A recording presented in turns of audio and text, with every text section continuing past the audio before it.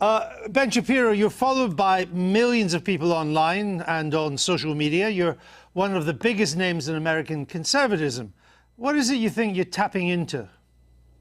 Well, I think that there are a couple of things. One, there is actually a hunger for different ideas. The monolithic nature of the United States media is pretty evident in terms of its politics. People tend to agree on essentially the liberal point of view and increasingly a radical leftist point of view in the media. And obviously, I speak in response to that. At the same time, I try to provide an honest take on the issues of the day, and that means that I am not beholden to the Republican Party, for example. It means that I am going to speak out whenever I think that a principle is being violated, just no matter who is doing the violation. You worked for the right-wing Breitbart website, but you left over its support for Donald Trump. And I think you've said you'd never vote for Mr. Trump. Why is that? Well, in 2015, 2016, the Breitbart made a hard turn in favor of one particular candidate, and that's their prerogative. Lots of publications have an editorial point of view, and Breitbart was one of those. The reason that I left Breitbart specifically was because of an incident in which a Breitbart reporter, a female reporter, was grabbed on the arm by Corey Lewandowski, then the campaign manager for President Trump, and was bruised on the arm, and then Corey Lewandowski proceeded to lie about it, and Breitbart proceeded to throw its own reporter under the bus, suggest that she was lying or making this up. And at that point, I determined that I could no longer work for a publication that wasn't even willing to stand up for its own reporters, and instead would throw those reporters under the bus in favor of a candidate that it sought to back. Haven't you lost your battle for the Republican Party, though? Isn't the Republican Party now the party of Trump? No, I mean, I think that the Republican Party is always the party of whomever is the president, technically speaking. But in terms of who are the sort of the thought leaders inside the conservative movement, who are the people who are driving a lot of the discussion inside the conservative movement, I don't think that's correct at all. I think that most Republicans see President Trump as a vehicle for their policy preferences, but that doesn't necessarily mean that they agree with all of his personal foibles or the way that he behaves or the things that he says. And I think a lot of Republicans respond in anger to the media attacking President Trump mainly out of a reactionary and half-appropriate upset that the media seem to have a double standard when it comes to covering certain politicians. I'm interested that you think there's a thought movement inside the Republican Party.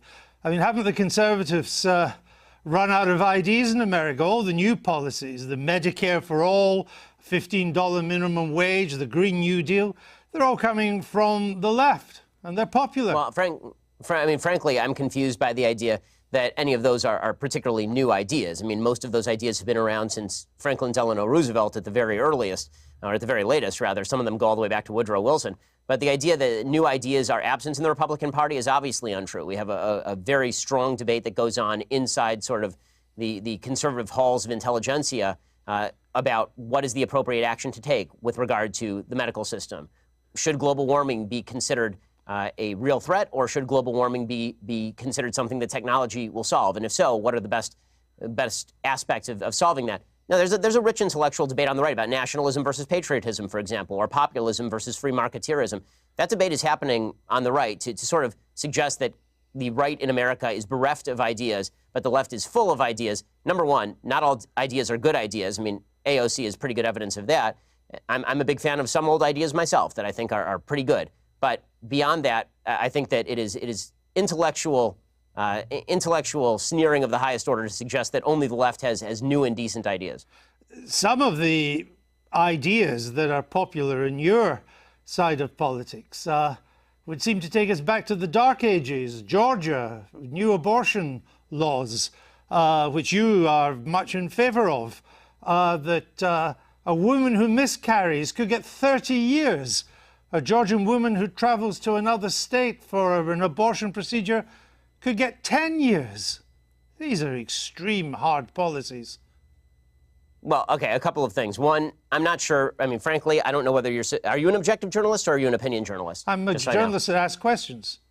Okay, so you're a supposedly objective journalist calling policies with which you disagree barbaric and suggesting only one side of the political aisle has ideas. So I just want to point out that I wish you would at least be honest in your own biases. Mr. Shapiro, I know that broadcasting in America is now so polarized that on one program you only have the left and another one you just have the right.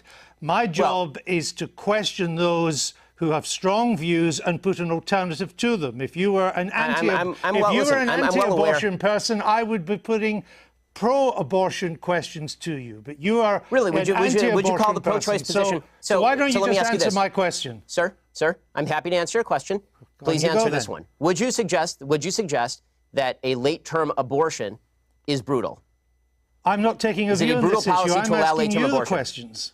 Sir, you just suggested that the pro-life position is inherently brutal and terrible, so I'm asking you, as an objective journalist, would you ask the same question to a pro-choice advocate by calling their position brutal and horrible? What I'm asking you is that why is it that a bill banning abortions after a woman has been pregnant for 6 weeks is not a return to the Dark Ages? What's your answer? My answer is something called science. Human life exists at conception. It ought to be protected. Now, back to my question to you. You purport to be an objective journalist. BBC purports to be an objective down-the-middle network. It obviously is not. It never has been. And you, as a journalist, are proceeding to call one side of the political aisle ignorant, barbaric, and sending us back to the Dark Ages. Why don't you just say that you're on the left? Is this so hard for you? Why can't you just be honest? Mr. Seriously, Shapiro, it's a serious question. Mr. Shapiro, if you only knew how ridiculous that statement is, you wouldn't have said it. So let's move on. Would you vote for Mr. Trump? I think it's pretty evident from your own questions exactly what you are, sir. Would you vote for Mr. Trump in 2020? I'd certainly consider voting for Mr. Trump in 2020, just like I'd consider voting for anybody else in 2020. But didn't you once say that you'd never vote for him? I said that I wouldn't vote for him in 2016. And then I wrote a column for National Review explaining the conditions under which I might change my mind. You're a culture war warrior. Isn't he largely on your side? You wrote once it was unlikely he'd appoint conservative judges to the Supreme Court. He has. Right. So you were wrong. And so I like many of President Trump's policies, even if I still have serious reservations about his personality and character. Do you think there's a Democrat that could beat him in 2020? Sure, I think there are several Democrats who could beat him in 2020. Who would have the best chance? I think that Joe Biden is likeliest to beat him, considering that he has significant appeal in a lot of the Rust Belt, in places like Pennsylvania, Michigan, Wisconsin, the places that President Trump needs to win to retain the presidency. And Joe Biden also has a long history in politics, which means that the American people already have sort of a preconceived vision of him. President Trump, as a campaigner, is very good at dragging unknowns through the mud or at exposing details about people that are previously sort of covered up. But when it comes to Joe Biden, he's been well exposed for a very long time. Most people know him, and he's not nearly as unpopular even going in as Hillary Clinton was in 2016. So if it was a close race between Mr. Biden and Mr. Trump, you would, from what you say, I think, probably go for Mr. Trump. Yes, I would vote for Mr. Trump if it were a race between Biden and Trump, because I think that the damage that President Trump has done to the country on a character and rhetorical level has already been done and cannot be undone. I don't see it as getting worse day by day. That is the new status quo, unfortunately. Now the question becomes which policies I would most like to see enacted, and Trump's policy preferences are closer to my own than Joe Biden's are. Now, you're a star of new media, of conservative new media. You and others on the left and the right, you position yourselves as supposed tellers of hard truths. But haven't you all just really coarsened public discourse in America and exacerbated its divisions? You know, it's kind of odd to be hearing about me coarsening public discourse when you call policies you disagree with brutal and bringing us back to the Dark Ages, sir. The point, I don't want to return to it, but the point was to put a position for you to reply to it. And I thought we covered that. I'll put some of the points too, because on your videos, characterization of issues is part of the problem in the coarsening of public debate. Well, maybe it's also part of your problem too, because we have from your YouTube videos, Ben Shapiro destroys the abortion argument. Ben Shapiro destroys transgenderism and abortion. Is that not a kind of coarse public discourse?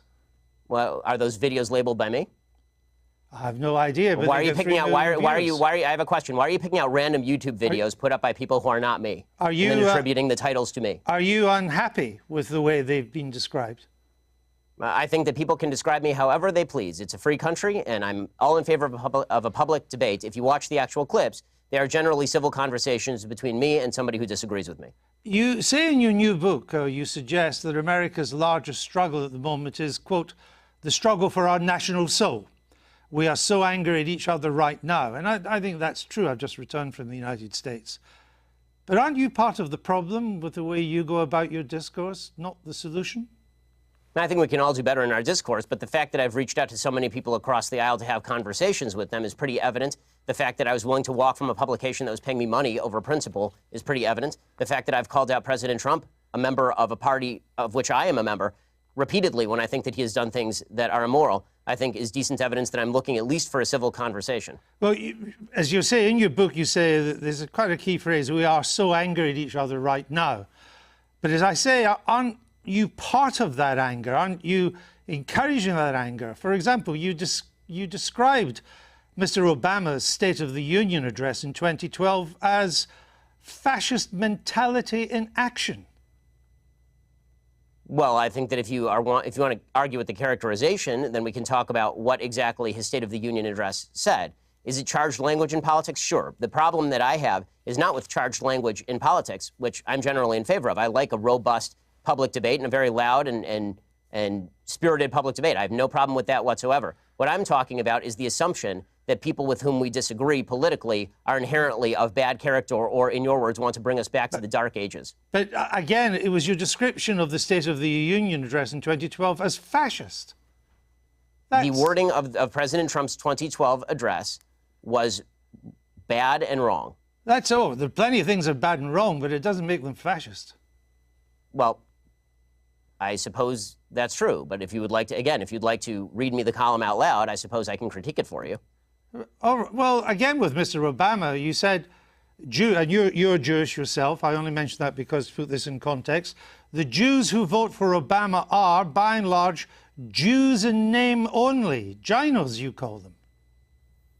My statement was based on the fact that Jews in the United States, as an ethnic group, are largely irreligious, which is true by every single poll. Jews are the most irreligious group in the United States. As an Orthodox Jew who actually takes Judaism seriously, the point that I am making is that most Jews who are ethnically Jewish are not religiously Jewish in any context. No. The point you were making is that Jews who vote for Obama are Jews in name only. I said that, yes, that is correct, that Jews who voted for Barack Obama, a progenitor of the Iran deal, a person who was cracking down on religious liberty, a person who spent much of his career as president of the United States attempting to deprive Israel of the necessities to defend itself, that people, Jews who voted for President Obama, by and large, cared about Judaism far less than they did about other priorities. Did you say they should turn their badge in as a Jew?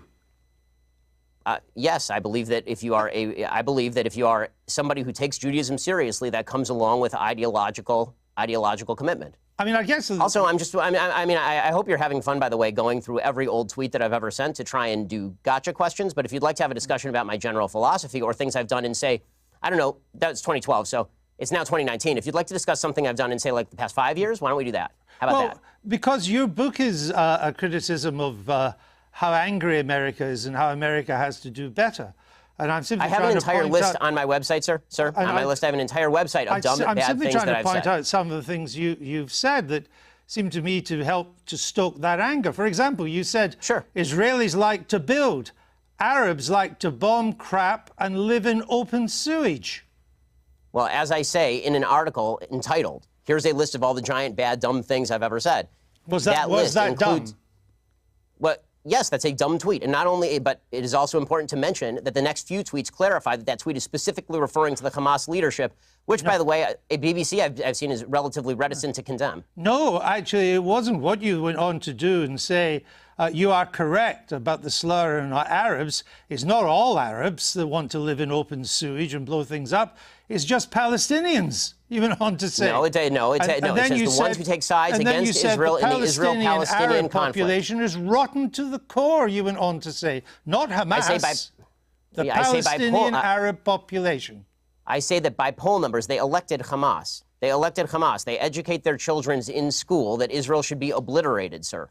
I guess. If you want to read, honestly, this is a giant waste of time in the sense that the entire interview is designed for you to shout slogans or old things that I've said at me. I don't see how this forwards the debate. You talk about undermining the public discourse. It seems to me that simply going through and finding lone things that sound bad out of context and then hitting people with them is a way for you to make a quick buck on BBC off the fact that I'm popular and no one has ever heard of you. There are not many bucks to be made on the BBC, unlike American broadcasting, Mr. Shapiro. The point I'm trying to make is that your words are hardly designed to produce the consensus and understanding that the book seems to want to produce. That's my point, that you write about, Judeo-Christian culture and so on, but so much of what you've said in the past would seem to turn its back on Judeo-Christian culture. You're lecturing me on Judeo-Christian culture after you call the pro-life position barbaric? I just Really? asked you a question. And I asked you a question. You failed to answer a single one of mine. Frankly, I find this whole thing a waste of time. If you want to read the book and critique the book, why don't you read and critique the book? If you want to critique me, you can think whatever you want of me. Why don't you frankly, just try and I don't answer care. the I don't questions? frankly give a damn what you think of me since I've never heard of you. And I've never heard of you until I briefed myself for this. But that's not the issue. You have a new book out. Then why the hell are you interviewing me, sir? It's an interesting book. But my point is, your book claims that society... Well, it'd be nice if you would quote it from time to time. Your book is... Well, actually, I've done so several times, and I'm about to do so again, if you would let me just finish the question. Your book frankly, I don't claims think that society honestly, is turning its back sir, on Judeo-Christian values. Yeah, what are those values? What are the values it's turning its back on? I'm not inclined to continue an interview with a person as badly motivated as you as an interviewer. So I think we're done here. I appreciate your time, sir. All right. Thank you so much. Thank you for your time and for showing that anger is not part of American political discourse. Now, Mr. Shapiro, we'll say goodbye.